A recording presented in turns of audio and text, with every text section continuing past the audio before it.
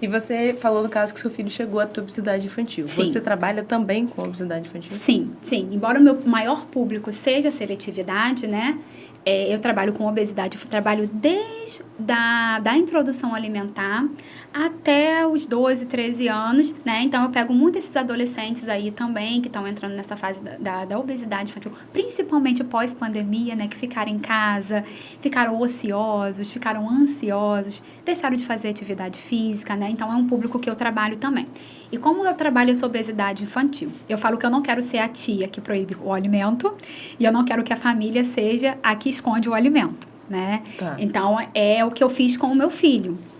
Então, eu ensino essa criança a fazer as melhores escolhas e se relacionar com o seu corpo também, que isso é muito importante. Essa é a autoimagem, né? Então, o primeiro trabalho que eu faço na consulta de obesidade é como essa criança se enxerga, independente do plano alimentar, como essa criança se enxerga. E a partir do momento que eu vejo como essa criança se enxerga, aí a gente vai trabalhando os alimentos. Que eu não posso também, na primeira consulta, tirar tudo que ela gosta, né? E como é que é caracterizada a obesidade?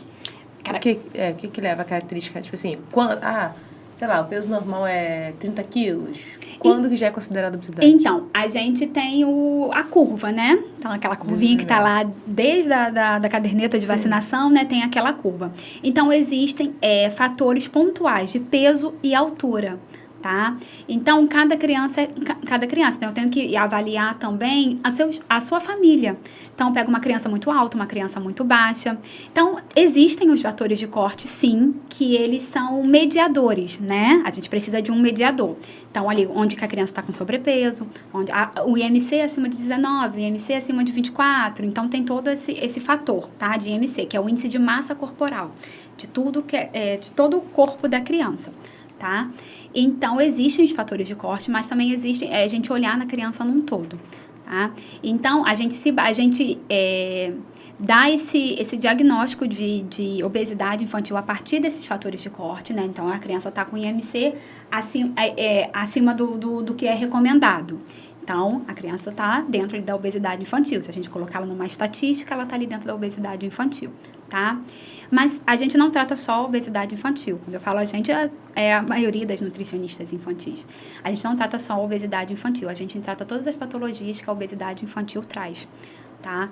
Então, a gente trata ali toda a questão de diabetes, de colesterol alto, de compulsão alimentar, tá? Porque quando as pessoas olham muito a estética, né? Tá tratando porque tá gordinho, ou acaba utilizando até essas palavras.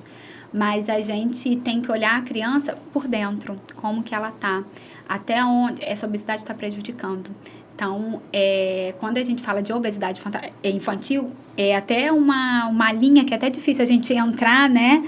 Porque a família também tem que entender que essa criança não está saudável, tá? Porque a gente não está falando de peso, a gente está falando de saúde, tá? Independente de peso. Porque assim como tem crianças também que são muito magrinhas e também não estão saudáveis. Então, quando a gente pega uma criança obesa, a gente vai olhar, é uma criança desnutrida. Quando a gente vai olhar todo o fator nutricional, ela está completamente com os nutrientes completamente desalinhados, desregulados, isso. E, então, a gente tem que olhar esse fator nutricional. Tá? Então, além de ver esse fator de corte, que é dentro já ali da curva de crescimento, a gente tem que olhar esse fator nutricional também. Então, não é porque a criança está ali acima do peso que ela está nutrida. Tá? Ou não. Ou porque a criança está muito magrinha que ela está saudável. Tá? Então, a gente tem algumas famílias até que chegam muito preocupadas. Não está crescendo na curva, está abaixo da linha. Eu levo muito para minha casa também, porque minha estatura é pequena. O meu esposo também tem a estatura pequena. Então, não posso esperar que os meus filhos ficam acima da curva. Entendi. Então, o meu filho mais velho sempre esteja ali, abaixo da linha preta, no tamanho. O meu filho mais novo está no mesmo caminho. Então, se as famílias não tiverem essa orientação, ficar ali seguindo só as linhas, né? Não entender toda a genética porque também. Tem a genética também. Tem a genética também. Ficam um pouquinho, né, preocupados. Então, a gente tem que olhar num todo. Lógico que a gente utiliza esse fator de corte para dar esse diagnóstico, né, de obesidade infantil, mas, além desse da curva, a gente tem que olhar a criança num todo. Tá? E a idade ideal para ter esse acompanhamento nutricional na criança é na introdução alimentar? Na introdução alimentar. Eu falo que é desde a amamentação, né? Desde a amamentação. O perfeito seria a mãe na gestação, como você falou. Isso aí. Na fase de pré-concepção, então, as mulheres que são tentantes, que já estão pensando em engravidar.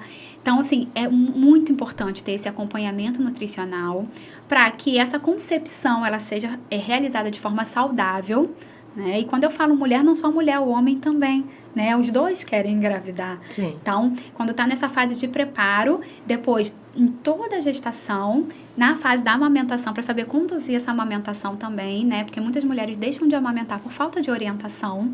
Ah, não consegui, tinha pouco leite. De repente, era uma pega incorreta. Ou a criança, ela precisava de um estímulo, né? Porque comer é um ato aprendido, né? A gente tem que tirar essa questão também, que é um instinto. Ah, é um instinto comer, é um instinto amamentar, a criança vai pegar e vai mamar. Não, acontece com um e não acontece com outros, e tá tudo bem. Então, a gente tem que ensinar essa criança a mamar, tem que ensinar essa mãe a amamentar, né? Então, tem que vir desde a pré-concepção.